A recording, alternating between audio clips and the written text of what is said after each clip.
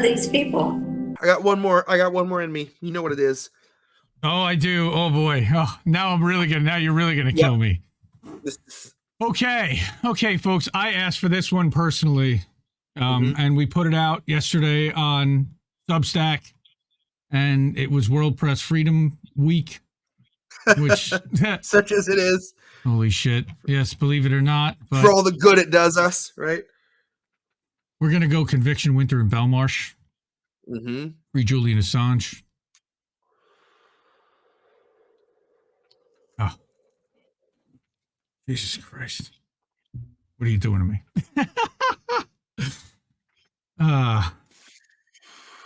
Yeah, that's great. Yes, Reef does play that before every Taurus stream. I listen to it all the time. And having the words up is really helpful. Also, I know Misty has commented often that she loves the fact that we put the words up and you can read along with it because Cynic is saying Depop. She wants Depop. Oh. I guess this isn't such an awful place. If I thought my voice could do it right now, I don't want to butcher it. I've also played Depop a lot. Not that I haven't, done these others, but Depop. Not that it doesn't belong on my greatest hits by all means. I think what we should. I think one night, we'll have everybody else dial in and sing Jesse's songs to him and serenade him with his music. I would die. I would love that. How funny would that be? That would be great.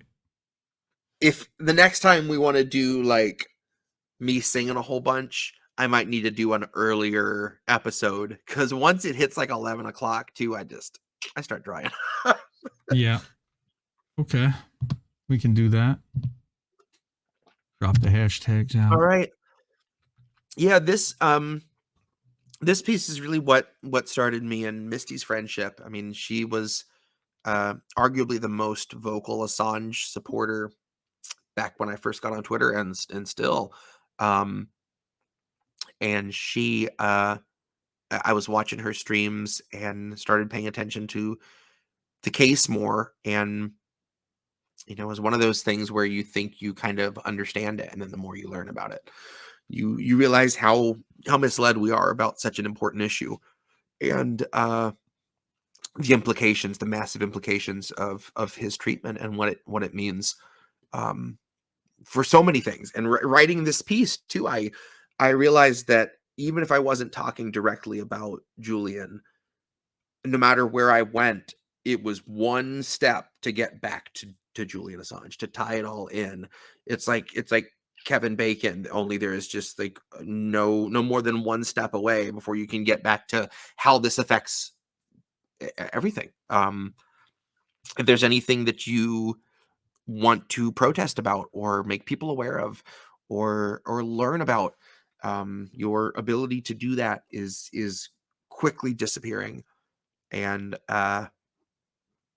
I've got some pieces that I feel like get a little more poignant as time goes on, and boy, if the last line of this doesn't just exponentially for me, it makes me really happy to see more people than ever putting pressure in some really big ways lately, and I just hope to fuck it's enough and not too late.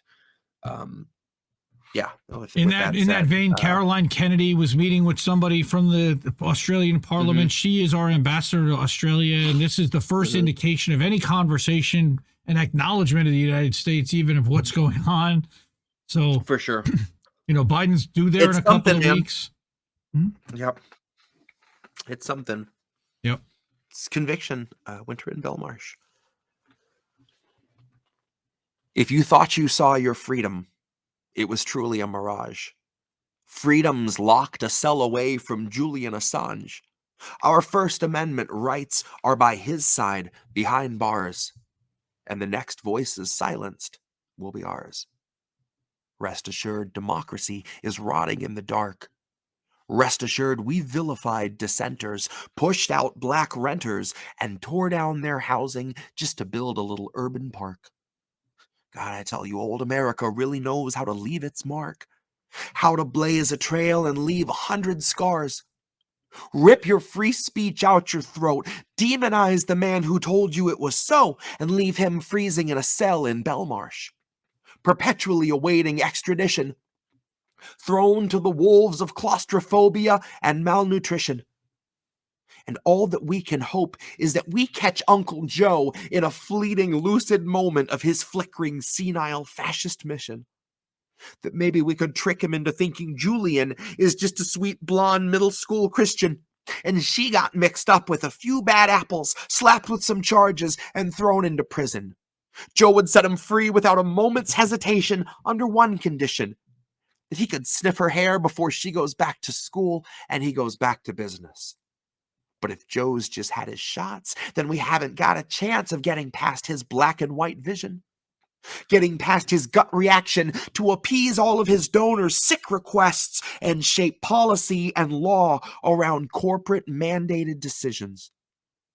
So really, all along, I think Julian was one man standing in a tempest with the fearlessness of true conviction.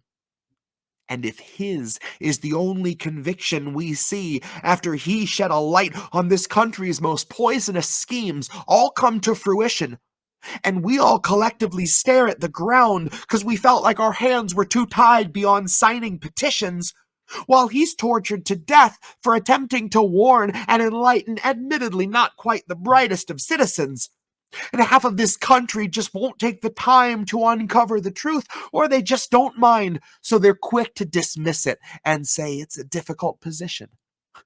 Well, then we're back to the comfort of centrist delusion, right back to sleep for the ignorant sheep who resisted themselves into one protracted contusion, twisting themselves into knots to correct all your stimulus check-based confusion, wrapping their necks round their backs as they justify overflow migrant detention or fracking pollution. Then Kamala laughs, and the camera pans down to her shoes.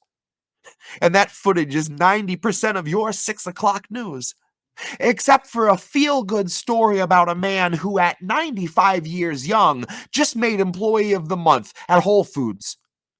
And the $50 gift card means this month he'll afford his prescriptions and meals, and he won't have to choose.